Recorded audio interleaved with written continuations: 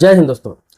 इधर मुझे एक हफ्ते में 2 बार बैंक जाना पड़ा और इन बैंकों में मैं गया हूं तो दोनों बार मैंने पाया कि कई लोग ऐसे आए जो अपना अकाउंट बंद कराने आए थे, अकाउंट क्लोज कराने आए थे, और कई लोग ऐसे आए जिनका अकाउंट फ्रीज हो गया हुआ था। उनको कारण ही पता नहीं चल रहा था कि क्यों फ्रीज हुआ। उसमें से 1-2 लोग ऐसे भी मिले जिनकी कोई गलती नहीं थी, उनके अकाउंट से पैसा भी कट गया और उनका अकाउंट फ्रीज भी हो गया। आज यही मैं आपको बताने जा रहा हूं, जो मैंने एक्सपीरियंस किया, मैंने जो जानकारी इकट्ठा की कि थोड़ी सी गलती की वजह से आपका अकाउंट फ्रीज हो जाता है, आप पे एलिगेशन भी लग जाता है, आप जांच के दायरे में भी आ जाते हैं और आपका पैसा अकाउंट पे अगर है 1 लाख 2 लाख 5 लाख रुपया तो वो भी फंस जाता है। कभी कभी तो उसमें से भी काफी पैसे कट जाते हैं। आजकल कई लोगों के साथ ऐसा क्यों हो रहा है? सतर्क रहने की जरूरत है, सावधान रहने की जरूरत है। देखिए, इसमें से एक लोग मुझे ये बताया कि उसके अकाउंट पर 80,000 रुपया आ जाता है। अब कहां से आता है उसको कुछ पता नहीं है, ऑनलाइन पैसा आ जाता है और 2 घंटे बाद वो पैसा वहां से डेबिट भी हो जाता है, मतलब पैसा कट जाता है। और उसके साथ साथ इसका भी उस अकाउंट पर 90,000 रुपया के आसपास पैसा रहता है, वो भी चला जाता है साथ में। मतलब 80,000 रुपया आया और इसका जो 90,000 रुपया था उसके साथ साथ पूरा का पूरा पैसा इसके अकाउंट से चला गया। और ये 2 घंटे के अंदर में ही होता है। इसको जब मैसेज आता है तो अकाउंट स्टेटमेंट चेक करता है तो पता चलता है कि उसका जो अकाउंट में पैसा था वो सारा पैसा डेबिट हो गया, मतलब पैसा फिर कट गया। भागा भागा बंदा बैंक गया तो बैंक से कोई भी संतुष्ट लायक जवाब नहीं दिया गया। कहा गया कि इस पर जांच किया जाएगा, आप 2 दिन बाद बैंक आइए। अब 2 दिन बाद बैंक जाता है बंदा तो पता चलता है अकाउंट को भी फ्रीज कर दिया गया है। अब फ्रीज इसलिए किया गया कि वो खाता जांच के दायरे में आ गया, अकाउंट जांच के दायरे में आ गया कि आखिर वो पैसा आया कहां से था और पैसा एक साथ कटा कैसे। जबकि ये व्यक्ति जिसका खाता था उसने किसी प्रकार का किसी को डिटेल्स भी नहीं दिया और अभी भी वो खाता जांच के दायरे में ही है, फ्रीज पड़ा हुआ है, कोई उसकी सुनवाई नहीं है। जांच के नाम पर इसको दोहराया जा रहा है। हर दूसरे दिन बंदा बैंक जाता है और कुछ पता नहीं चलता है कि क्यों पैसा कटा और क्यों फ्रीज किया गया। और कई लोग ऐसे भी है जो कुछ नहीं करते हैं, उनका खाता फ्रीज हो जाता है अचानक से। अब कारण बताता हूं कि क्या हो सकता है और क्या हुआ होगा। देखिए, हर चीजों को डिजिटल कर दिया गया है, हर चीज को ऑनलाइन कर दिया गया है। ये इसलिए नहीं किया गया है कि आपके साथ फ्रॉड हो, आपके साथ धोखा हो। अगर हर चीज ऑनलाइन आप यूज करते हैं तो आपको इसमें सावधानी भी बरतना होगा। लेकिन बहुत सारे लोग बहुत हल्के में लेते हैं। आपके पास मोबाइल है, बहुत सारे लोग क्या करते हैं कि अपने मोबाइल में आधार कार्ड का फोटो, पैन कार्ड का फोटो, पासपोर्ट का फोटो, बैंक पासबुक का फोटो, चेकबुक का फोटो, किसी बैंकिंग लेन देन का स्क्रीनशॉट, बैंक स्टेटमेंट का स्क्रीनशॉट, इसके अलावा QR कोड, UPI से ट्रांजैक्शन का स्क्रीनशॉट, ये सारे चीज अपने गैलरी में रखते हैं। और नहीं रखते हैं तो कम से कम आधार कार्ड, पैन कार्ड तो रखते ही रखते हैं। बहुत सारे लोग तो ऐसे हैं कि अपना पिन वगैरह कहीं लिख के ATM का, डेबिट कार्ड का, क्रेडिट कार्ड का या फिर ATM का फोटो, क्रेडिट कार्ड का फोटो, सब कुछ मोबाइल में रखते हैं ताकि कहीं इमरजेंसी आ जाए, जरूरत आ जाए तो यहीं से किसी को ट्रांसफर कर सके, यूज कर सके। तो आपके फोन गैलरी में जितने भी फोटोज है, जितने भी आपने सीक्रेट चीज रख रखा है, अपने प्राइवेट चीज रख रखा है, आपको क्या लग रहा है सिर्फ वो आप ही देख रहे हैं या फिर आपके पास ही है? आप जितने भी ऐप यूज करते हैं, चाहे कोई बड़ा ब्रांड का, बड़ी कंपनी का यूज है, चाहे कोई भी ऐप आप यूज कर रहे हैं, जब इंस्टॉल करते होंगे, स्टार्ट करते हैं तो उसमें आपसे गैलरी का भी परमिशन लिया जाता है, कॉन्टेक्ट का भी परमिशन लिया जाता है। आप अलाउ अलाउ अलाउ अलाउ करते चले जाते हैं और आपके गैलरी से लेके कॉन्टेक्ट नंबर तक का परमिशन उस ऐप कंपनी के पास चला जाता है। अब देखिए, सारे ऐप वाले फ्रॉड थोड़ी करते हो, फ्रॉड करने के लिए थोड़ी बैठे हुए हैं, आपको सुविधा देने के लिए बैठे हुए हैं। जैसे मान ली बैंक का कोई ऐप है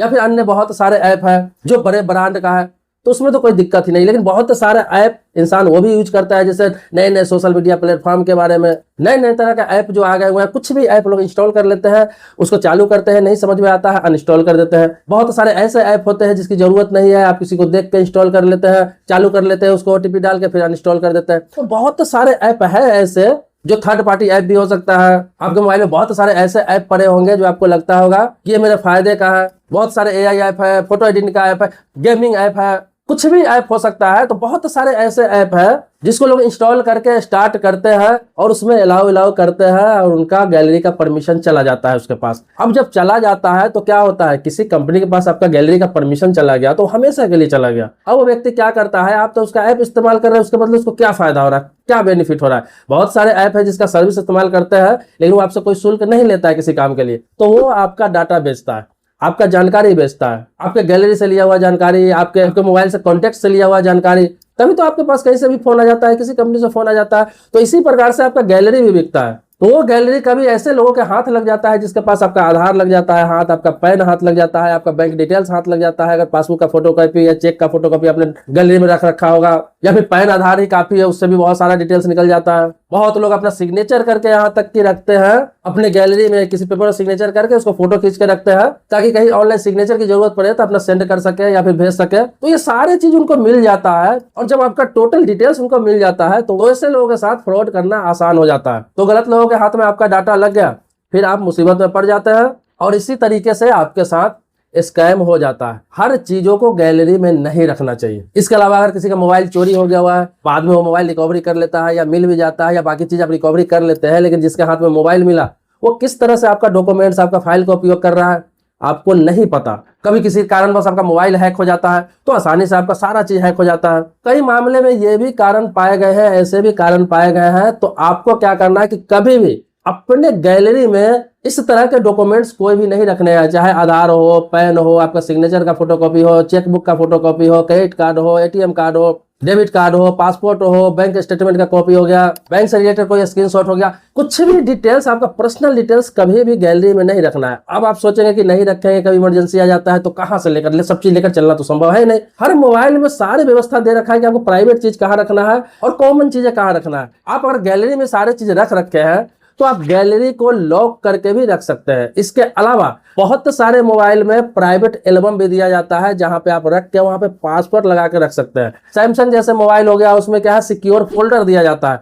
जिस सिक्योर फोल्डर में आप आईडी बना के अंदर में जो भी चीज आप रखते हैं, आपका मोबाइल हैक भी हो जाता है तो उस फोल्डर को वो व्यक्ति कभी नहीं खोल सकता है। वो फोल्डर आपका हैक नहीं होता है क्योंकि वो अलग ही फोल्डर बन जाता है जो आपके फिंगर से ही, आपके पासवर्ड से ही खुलता है, तो वो हैक ही नहीं होता है। आपका मोबाइल हैक भी हो जाता है या किसी प्रकार का परमिशन भी देता है तो वो फोल्डर का परमिशन नहीं होता है, उसको कोई एक्सेस नहीं कर सकता है। तो आप सिक्योर फोल्डर में रखिए। गैलरी में अगर रखना ही चाहते हैं, इजी वे में रखना चाहते हैं, तो गैलरी को आप पासवर्ड से अलग लॉक करके रखिए, क्योंकि परमिशन दे भी देते हैं तो जिसके पास इसका एक्सेस चला भी जाता है तो वहां बिना पासवर्ड डाले उसको वो खोल ही नहीं सकता है, बिना फिंगर दिए खोल ही नहीं सकता है। तो गलत उपयोग आपका नहीं होगा ऐसी परिस्थिति में। इसके अलावा आप क्लाउड में रख सकते हैं। इसके अलावा और सेफ रखना चाहते हैं तो आपका ईमेल है तो ईमेल में रख सकते हैं, चाहे ईमेल का ड्राफ्ट सेव कर लीजिए, ईमेल के इनबॉक्स में रख सकते हैं, सेंड बॉक्स में रख सकते हैं, क्लाउड में रख सकते हैं।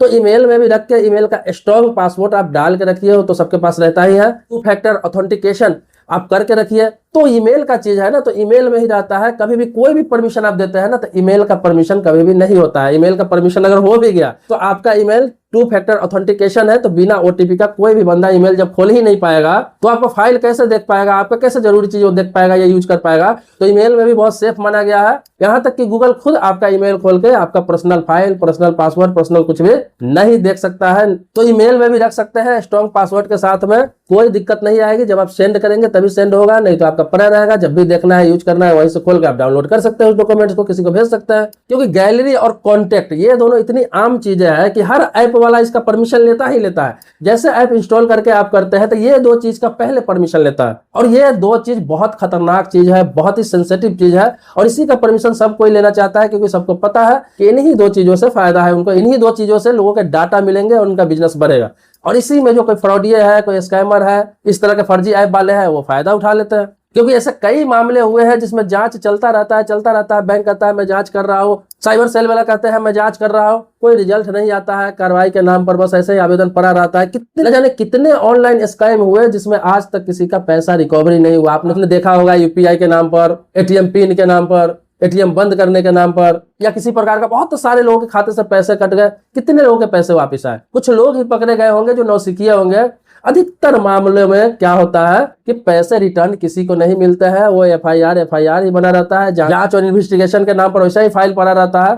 किसी को आज तक कोई रिकवरी नहीं होता है। यहाँ तक कि जिसके साथ स्कैम होता है उसका खाता भी फ्रीज हो जाता है, नुकसान उसी का, खाता भी उसी का फ्रीज रहता है। तो अगर आपने गैलरी में कुछ रख रखा है तो मैंने जो बताया उस चीज पर आप ध्यान दें, अन्यथा कभी भी आपके साथ कुछ भी हो सकता है और आप परेशानी में पड़ सकते हैं।